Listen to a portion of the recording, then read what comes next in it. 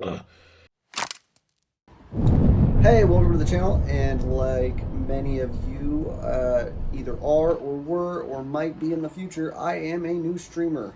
Coming into streaming, you've got some issues that you run into and some problems that sometimes could use creative solutions.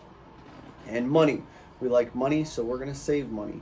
So, I am going to show you guys a problem, a creative solution that saves you money, and all I need you to do is like, subscribe, hit the little bell to get some of my gameplay videos and maybe some more of these tech videos, and then go over to my Twitch, which is linked in the bio, and then we also have Discord linked in the bio for the community of streamers that I'm part of. You can go there. There are a lot of streamers. You can apply, maybe get your own channel in that Discord and get your game on. So, the issue. I was playing last night. I was talking to my friends in Call of Duty, and I was talking to my chat, and we were conversing, and it was confusing because they didn't always know who I was talking to. And that can be hard, and it can make things like Call of Duty more complicated. So the way that the game has to fix that is push to talk. The problem is I use a controller. I use this fancy Fusion A with paddles. Made my last video about it. You guys can go check that review out and see how well it works. But it doesn't have the push to talk function on the controller. I'd have to give up one of my buttons, try and figure something out. I don't like that. So I can use push to talk with a keyboard. The problem is if both of my hands are on the controller, what hand's going to go click the button on the keyboard? So I set the keyboard on the ground and used my foot to hit the spacebar, and that was annoying. They actually have things for this. They have foot pedals. You can go out and buy a foot pedal. I found one on Amazon for as cheap as $15, and there are some that run upwards of $100, $150. I'm not just going to shell out $150 on something brand new, and I don't know how I feel about something that's $15 and comes with a software that I don't know what country it's from, and I don't know who made it, and I don't trust it. So my wife and I came up with another plan. She asked about the number pad. So these separate little number pads that you have, like, can we just get one of these separate and see how well that works? And so we bought one. We purchased a number pad for $9. The only problem is stepping on it, I'm going to hit more than one button at the same time. So we came up with this device. This is our homemade kick pedal. Inside you will see I've got my number pad. On my number pad I've selected my one button for push to talk. Again, that was $9. On that button for push to talk, I've placed some foam. $3. Got this pack of foam. I think I used about 3 to 4 pieces of foam to make these stands. Each of these stands that's wrapped in duct tape is just squares that I cut out to be the appropriate size. Doesn't have to be that foam, it just has to be something that can compress just enough to let the pad push down, but then also push back up after you're done pressing the button. Then you need a board. I got this little chalkboard. I want to say it was like $3, so right now I'm at like between $12 and $15, maybe, give or take, for some tax.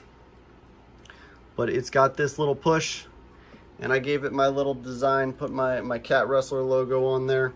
I think his name is Milo, not 100% sure about that. He's new to the family, just like you guys if you like and follow.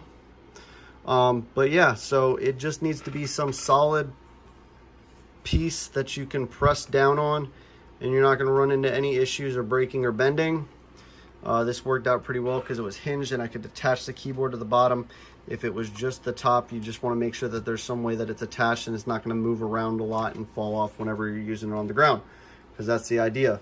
We plug this keypad in, place it down here on the ground, and then when I click my foot down on it, you guys can see that it is selecting that one button over and over and over, and then I let go and it stops as soon as I let go, because we made sure that it's not too much weight that is going to keep that button depressed.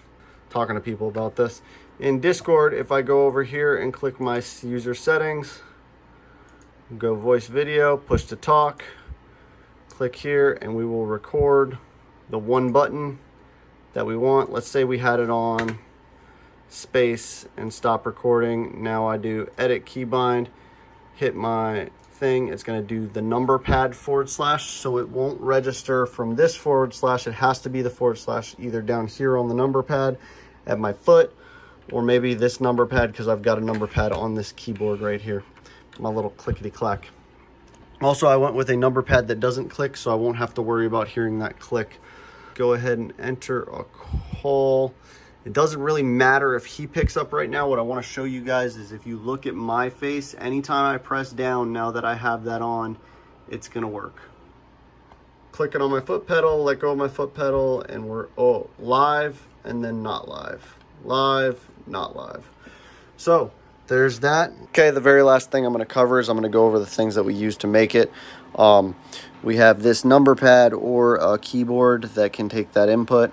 We've got this foam or spongy substance that we'll use to press on the button we want to press and support the rest of our kick pedal so we can get that good kick. I use duct tape so I didn't have to put each individual piece of foam that I cut together. If you've got adhesive foam, you don't need the duct tape, but just wrapping this with duct tape makes that stand the way that we want it. And I used double-sided tape for all my attachments. Putting my number pad attached onto my kick pedal, the push button attached onto the button, and the stands attached onto the bottom of the kick pedal, just because I'll be able to remove it if I ever want to use this chalkboard for something else, or if I ever want to use that number pad for something else. The last thing is this chalkboard. You don't necessarily need something that goes on the bottom and around to the top. You could get something, just attach it down here and use it as the kick pedal. But just something solid that's going to take that foot, but not too heavy that it continually pushes down on that button. And then all our foam. Doesn't have to be exactly the same way that I made it. Make it your own. Try and save some money. If you already have a keyboard, you might be able to put just some sort of hinge on a full-size keyboard and press in whatever button you're not using whenever you step on it. But just that foam and that ability to compress and pop back out off of that button is what makes this work, and making sure that that pedal, whatever you have for that, isn't too heavy. This is the Cat Wrestler Gaming channel. I am Cat Wrestler. We game all the time on Twitch. We're streaming. We've got the Discord link below. Hit us up, talk, chat, follow the channel, and you guys have a great day.